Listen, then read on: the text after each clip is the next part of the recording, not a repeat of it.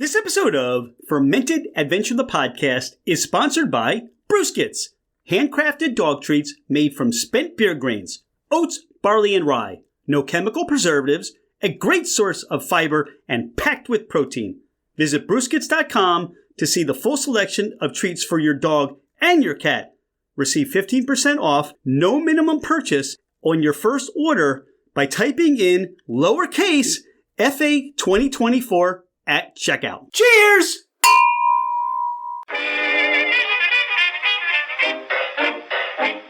Hello, ladies and gentlemen, craft spirit enthusiasts, and those interested in the intoxicating world of craft distilleries, cideries, meaderies, wineries, and the occasional foray into breweries.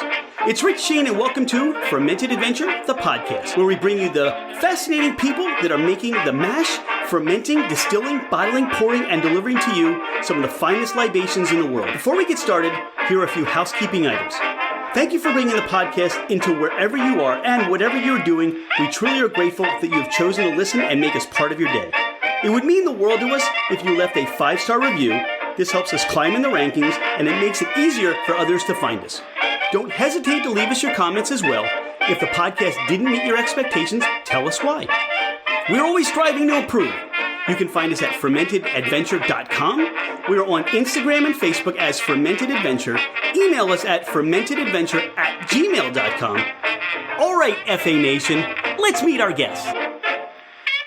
He's David Pritchett. She's Mellanie Pritchett. I'm Rich Shane, and this is Fermented Adventure, the podcast. David and Mellanie, welcome to the podcast. Thank you. How you doing, Rich? Well, as the tire cover behind you says, Wineabago, we're going to talk, what is Wineabago? Want to start? Sure. So the Wineabago is our camper. We started Wine Adventures before we purchased it, actually a year ago today. We picked it up.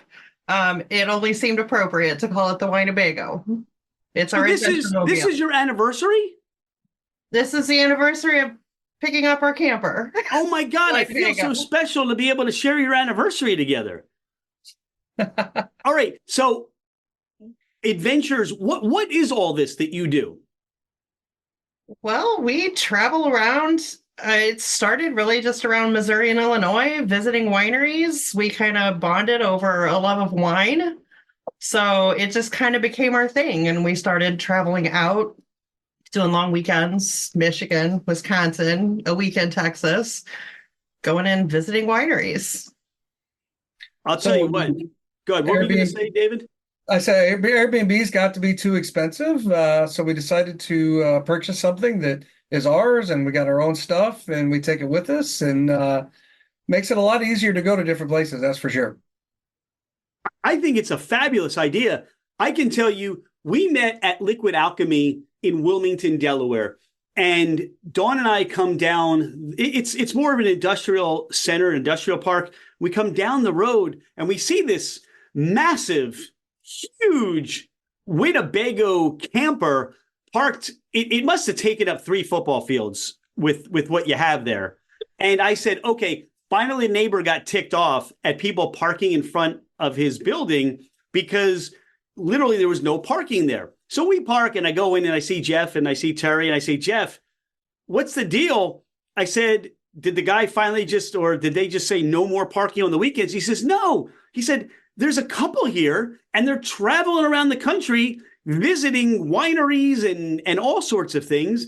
And they're sitting over there in the back.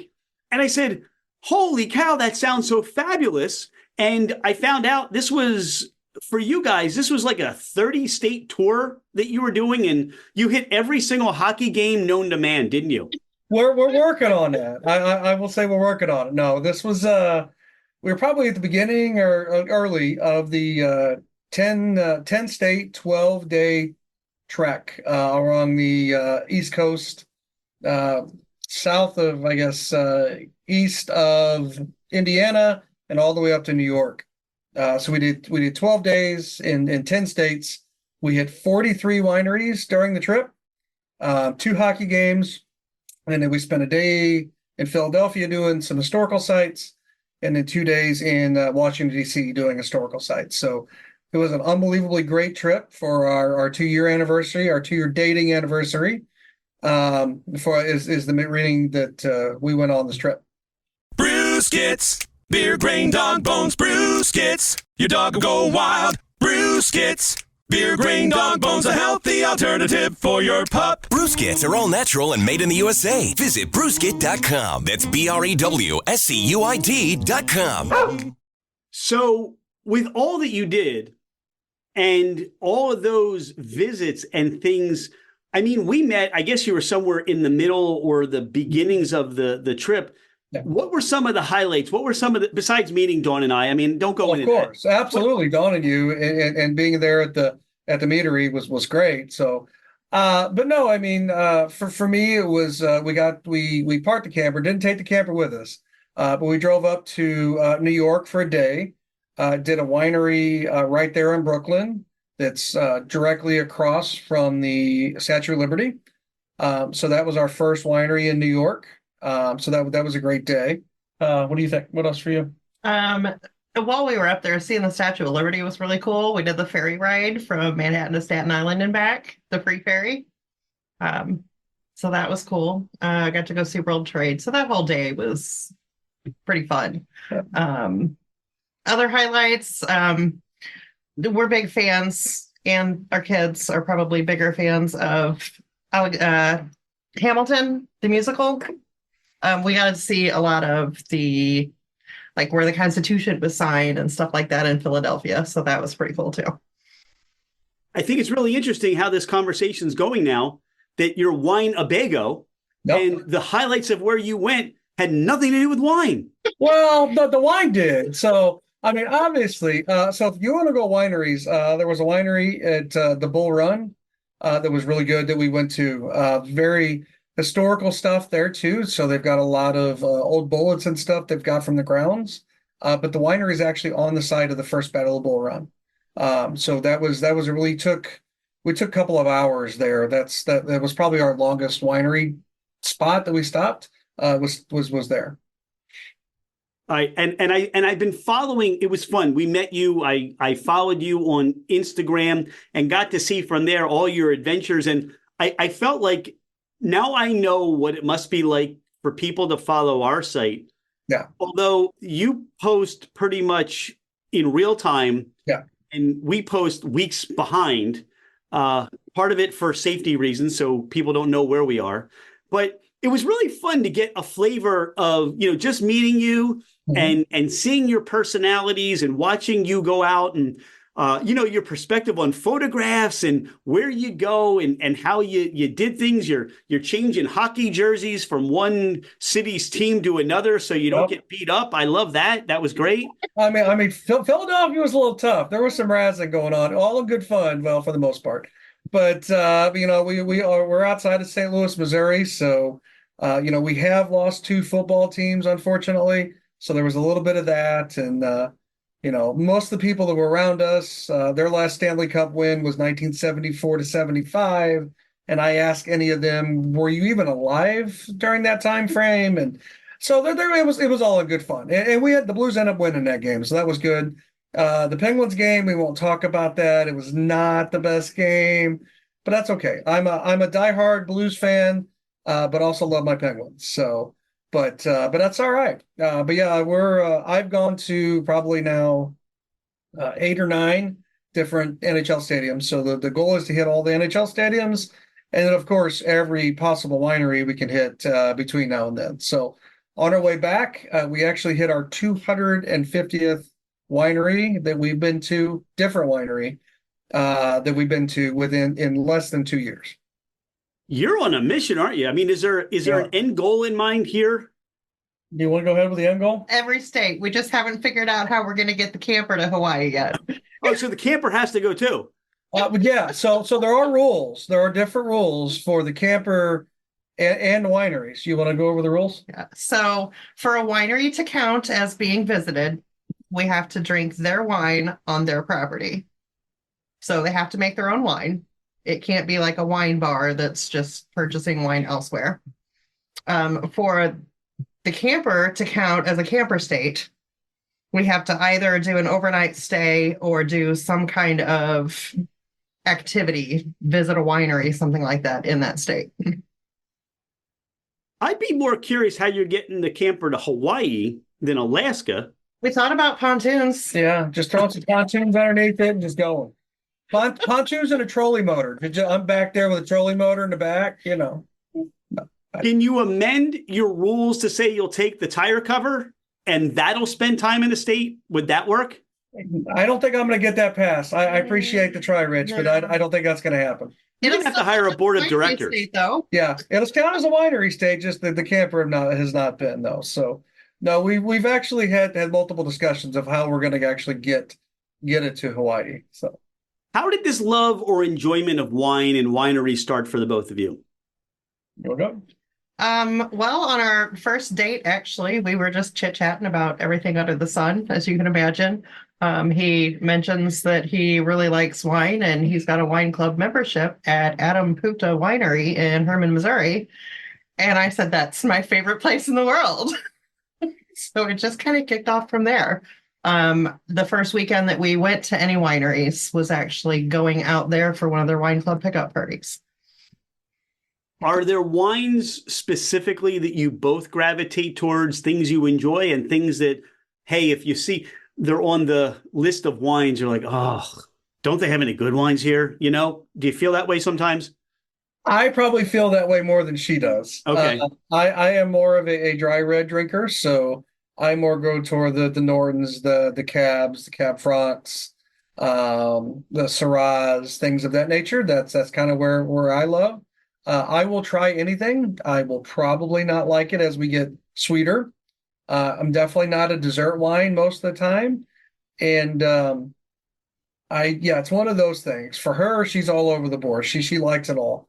I will try it, but won't necessarily. It's not something I'm going to buy necessarily. But I'm more of that dry red drinker. So my almost 22-year-old son, who's loves chemistry, he's went with us on his first wine trail last year. And we were all these wineries, and he's had wine with me off and on as he's gotten older, and he also likes the dry red stuff. And we're at these places, and he stops about that semi-sweet, even that semi-dry sometimes level, and the people across the way, or whatever, and he looks to me, goes, "You ruined me for wine," and I'm like, "No, buddy, I just saved you from a lifetime of headaches with the sweeter stuff." And then the people across the bar are always like, "Oh yeah, your dad's a hero. He saved you for a lot. Don't give him any crap for it." So, pardon the interruption. Thank you so much for listening to Fermented Adventure, the podcast. Could you do us a favor? Hit that follow button. It makes it easier for others to find us, and it helps us climb in the rankings. Take a screenshot of the podcast, post it, tag us, and let everyone know that you listen to the Fermented Adventure podcast. Now, back to our podcast. Well, Mellanie, you're kind of all over the place. Are there things that you would prefer or gravitate more towards, or you're more of a big fan of as far as varietal or blends or things like that? Definitely things I gravitate toward. I'll try the fruit wines, but I don't drink a lot of them. I do tend to get a sugar headache. I like them, but I don't drink a lot of them. So I'll tend to gravitate toward dry reds. There's a couple of dry whites that I really, really like. If I can find a good dry Vignole, I'm in. I also really, really like my sherries, especially a cream sherry. Nice.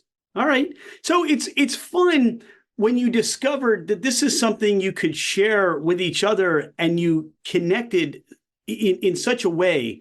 And I think for us within our Fermented Adventure, it's so exciting to meet people like the both of you who have this passion for what you do and the enjoyment of that moment when you pull into whether it's a winding road or a parking lot or you don't know what to expect because it's all new for you. Are there places, though, that you would say, we can't wait to come back to, or if we moved here, this would be our winery. This would be our go-to.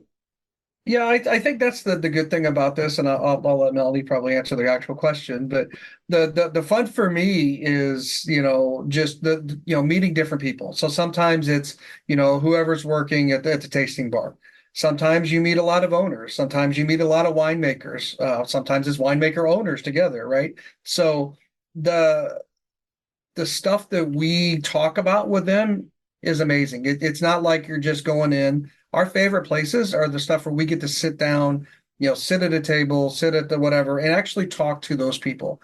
We like those type of tastings versus, well, pick your five out, let me pour them and go sit over there and have, enjoy your own wine.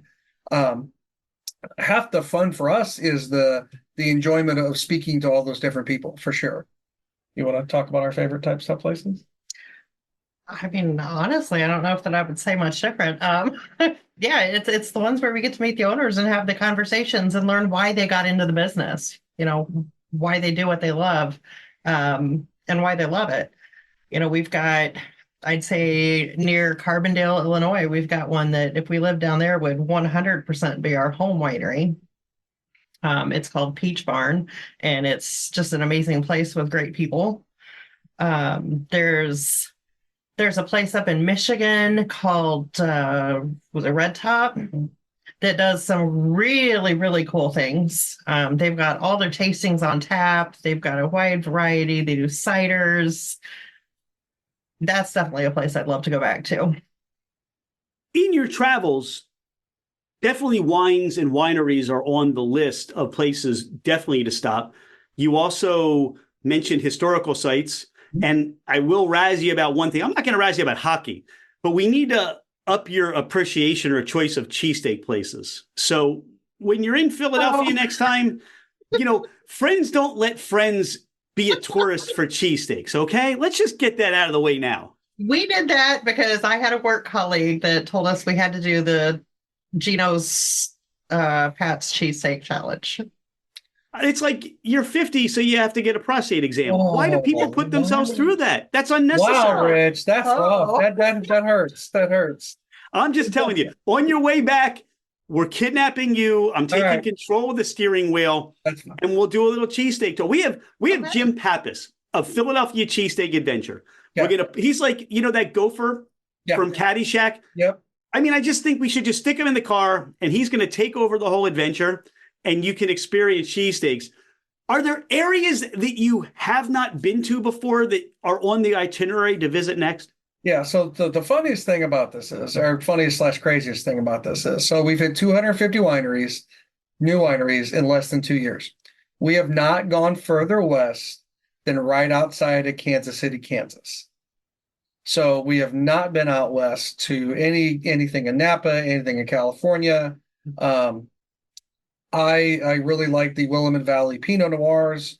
Want to hit out there. So the default plan is to hit everything out west someday. We had a couple of plans. They've kind of fell through in the last year and a half. But we'll figure it out. It's probably going to be another 2 years or so before we get out there, just because of timing and kids graduating college and our upcoming wedding and things like that. But the plan is to definitely head out west a little further. So we kind of started small in the Missouri, Illinois area, and just kind of started going outwardly within day trips for the most part before we bought the camper. And then now that we have the camper, we can start going further out. But it's still hard to do those on weekend trips sometimes. And you have not yet been to the New York wine region either? No, yeah. So nothing other than New York City, New York, up or out northeast either. So no, nothing Maine with Vermont, anything that way, nothing in the Finger Lakes. So yeah, there's a lot of regions that we've got to go and plan. We do have a partial plan to go to Canada in the fall this year to hit like the Niagara Falls area on the Canada side, which there's like 60-ish wineries within that area. So, we can do that in a day or so, but no, very, very excited. And again, the good thing is, even if we hit, a good amount in a state, then within the next year, a lot more pop up, or you lose some, unfortunately. So we'll never be able to hit them all. So Everyone in one state is definitely the goal, but then after that, I mean, the world's the oyster. Well, whatever you can hit. We'd like to hit every winery in Missouri. Yes, that is a goal. How close are you to that? We're what, 80, Half, 85-ish Half, in give or Missouri? take. Yeah. Yeah, I mean, you also think about it. You also have Virginia, which has a great wine trail. There are a lot of areas throughout the country as you discovering Yeah. that, wow, I just didn't realize there were this many wineries as you start to look around you, and good ones, not so good ones, some that are bringing All in the juice same from boat? different Yeah. areas, All, right? all What's over that? the board. Yeah, all over the well, board. yeah. We've seen both. Both. I think Pennsylvania, I think touted they had like 400 in Pennsylvania itself too. So, which is really interesting for us at least, because Missouri I think claims to have like 200 somewhere in that range, 250. Um, so yeah, I mean, there's like I said, there's always regions, there's always new ones to hit. It's just depending on the where we want to go next. So. When does your podcast start? When are you going to start doing your own podcast? So when we started this, again, it just kind of came organically, right? It was we actually have a journal in doing our wine stops. We actually stop and journal about everything we went, from things that we've tasted to things that we like. We rate things. We write things down that we've bought. So it just kind of started, and it just keeps kind of evolving. We just started our own web pages and our own public sites on Insta and Facebook, actually December of last year. So a lot of friends of ours are like, you guys should either podcast or blog or do something. And a lot of the people we were meeting along the way Yeah. were saying that. Yeah, or oh, give me a business card. We're like, we don't have business cards. I mean, we're just out here having fun, and everybody's like, no, you should really do this. And the more we talked about it, the more we decided to do it. We got the Wineabago accounts created in December. The hardest thing was going back and reposting things for the previous year and a half. And Instagram at one point thought I was a bot. As I keep posting things, it would post the pictures, but no words. So I'd have to go back, and it was like a week right after between Christmas and New Year's was a week of craziness trying to get everything reposted. And then once we did, it was everything going forward is new and getting posted on the days it up. So I don't know, podcast maybe. I think we've done our few new reels recently on this trip, so that was new to us, and having a good time with those, and just out there enjoying what we can do. I say that because I feel like in a lot of ways we're cut from the same cloth, and it's really the appreciation. You mentioned the stories, the people you meet along the way, Right? And you both, kudos to you for your organization skills. I mean, Dawn and I talk about, we wish we would have journaled from the beginning.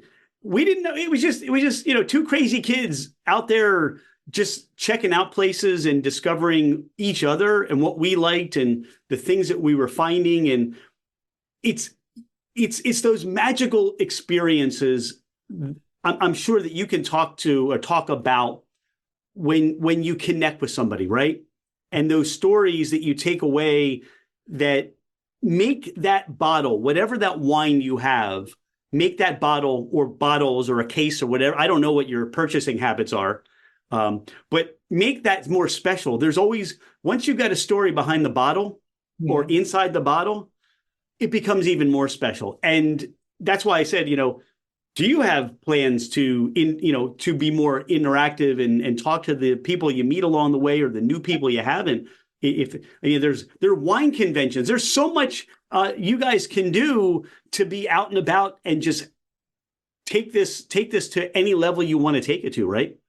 Yeah, I think as it continues to grow organically, who knows, right? I mean, yes, it would be amazing someday to, monetize it in some way to, pay for our tastings, pay for the gas, pay for, the campgrounds we stay at. I mean, pay for anything really, right? Besides us just out there having fun. But, who knows? I mean, again, to your point, we're just out, two kids out there having fun. And it's something we both enjoy. Our friends think it's really cool to the most part. They are jealous. They definitely enjoy the wine we bring back. I can tell you that. We do have groups of friends over, and we'll go through a case of wine because we're just out there just popping bottles, and hey, everybody try this. We got this in this state at this winery, and these people were great, and or here's a tomato wine. You don't get tomato wine. Here's a tomato wine we got in Kansas. Here's a leprechaun wine or green leprechaun wine we got in northern Missouri. I mean, that's the fun part for us too, is not just what we get out of it, but what we share with our friends also. It's a magical trip, isn't it? And do you find yourself looking at each other sometimes and just having that, like, we're doing this? I mean, do you like what are some of those, you're the dashboards out there and you're in whatever state you're in, and you feel that moment? I mean, do you ever like kind of just have that connection and talk about it that way? Oh yeah, for sure. Yeah, you're like, we're really out here. We're really doing this. Yeah. We're having fun. Do we have to go home? Yeah. Yeah. So the 10 state or the 10 state 12-day trip was the furthest and craziest trip that we've done. We've gone down we took the camper to last summer. We took it down to Texas, and we hit a few wineries along the way, right? We stopped at a few, stopped a lot in Hot Springs, Arkansas on the way home. But that was it. This was the first one that we deliberately planned out to hit, as many wineries as we could within the 12 days and as many states as we could. This was the first time that it was that regimented out that we could figure out where we were going. Have you gotten to that conversation yet where you're on your way and one of you says to the other, no matter what they taste like, we're not allowed to buy any more bottles yet? Have you had that conversation yet? Yeah, we've had a few of those. So the trip to Michigan we talked about last, it wasn't, I guess it was two Labor Days ago. That one was a little expensive cases trip. This trip, that was a short weekend. That was only like a 5-day weekend. I think we came home with like 4 cases of wine that weekend. 3 days. Spoken like a true wine drinker. Oh, that was only a 5-day weekend. It was only a 5-day weekend. It was fine. Now this trip, we actually felt good about ourselves. We came home with 6 cases of wine within the 12 days. So if you think about it, that's not too bad. So the other thing we do is we collect glasses from each place we go to if they have logo glasses. So we have a shelf in our living room. Actually, it's 2 full shelves off of 12-foot walls that we collect a logo glass from everywhere we go. So we've got 200 glasses of that from that 250 wineries we've been to. So call your local real estate agent. You're going to need another house just for your glassware, your bottles, your absolutely. wine bar. Absolutely. I mean, you never know, right? I mean, we'll just add additions onto the house. It's fine. I love it. And you guys are great. And the one thing I wish we would have had more time at Liquid Alchemy to do is just sit down and talk. And I said to Dawn, I would love to spend some time with David and Mellanie on a podcast, and just your personality was fun. Your energy radiated in the room. And what I really, and even talking to Jeff and Terry, there was so much curiosity on your part. And wineries, meaderies, cideries. Is cideries and meaderies a side thing? Had you been to a lot of them before, or was this something new for you as well? Yeah, we've gone to a couple of, if they do, again, same thing with breweries. If they do wine along with other things, if we're there, we'll definitely try them. So we've had some wineries that do beer or ciders or things, and we'll definitely try those as we go. We're just not seeking those out on their own. Let's go with that. So, but no, I can tell you for sure that is one of the first meaderies that we've been to that I actually enjoyed some of it. I am not one who likes mead for the most part, but they had some good stuff, and we came home with a few bottles for sure. It's interesting because you do this and you probably have that conversation where somebody say, David, I don't like those dry reds, right? Or in your case, I've never really had good mead or cider or stuff that I could say I really enjoyed this, but that's part of the journey, is finding some things you have never had and then saying, you know what, I felt the same way. Yeah. But you got to try this. This is totally different. This is a whole different stratosphere. Yeah, some of the funnest things I think we like doing is getting that stuff and then bringing that home. If we find those weird, intricate unique type things, that's the stuff that we for sure will at least buy a bottle of to bring home. We were in a place called Woody Lodge in Pennsylvania, and they do this very, very, very hot wine. So they put peppers in them. So they've got a medium, a mild, an Inferno, a Blaze in it, an Inferno. So I tried the Blaze and while I was there. It was hot, not gonna lie, it was hot. I bought a bottle of the Inferno, and we're gonna try it with friends. When we have friends over, we're gonna tape them, we're gonna video it, and then we're gonna tag the winery in it once we do it too. So There's a warning label on the bottle. there's a warning bottle on the bottle.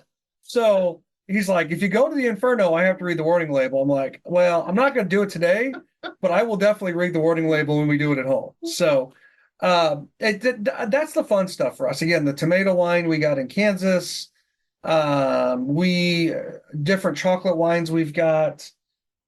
The crazier the fun, the crazier the fun stuff is what we go to bring home too. It's not just the stuff we like, because it's about sharing our adventures with others that necessarily can't obviously go with us all the time.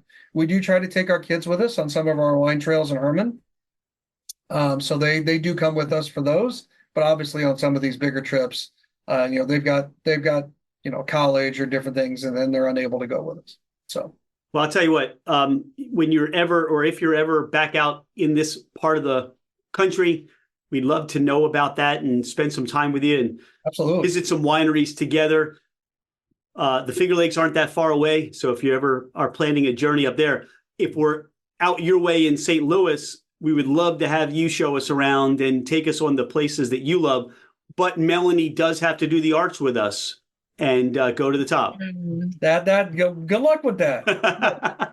I'd be down, but good luck. I'll take you anywhere you want to go, but I might not do the arch. All right, we'll see what happens. You've thrown down the opportunity to see what happens. Look, all I'll say is we'll bring wine. How's that? Salud. We'll bring wine, and then we'll just drink it at the top, and that'll be your motivation or something to get up to the top of the arch. And then possibly get arrested to get to state park and we can't have alcohol. But good job. Thanks, Rich. I appreciate it. It's no alcohol wine. See, we got around that one too. We're bringing there you go. We're bringing the Smuckers or whatever that stuff is. It's grape jelly, I swear. It's grape juice. It's okay. It's fine. It's fine.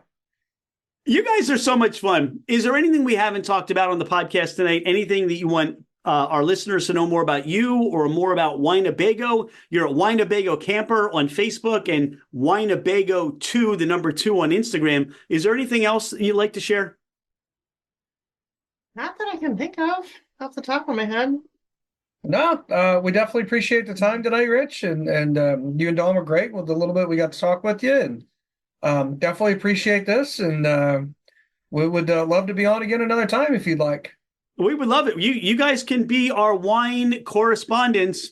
Come around and just share what your new adventure is. And we have Laura Fields, who does Whiskey Tangents, and she's a guest every couple of months or so. But yeah, we would love to have that, Wineabago storytelling, adventure stuff. We would love it. That sounds like so much fun. And bring your stories back from wherever you end up. And I can't wait to see the pictures of the Wineabago on the pontoon as it goes to Hawaii.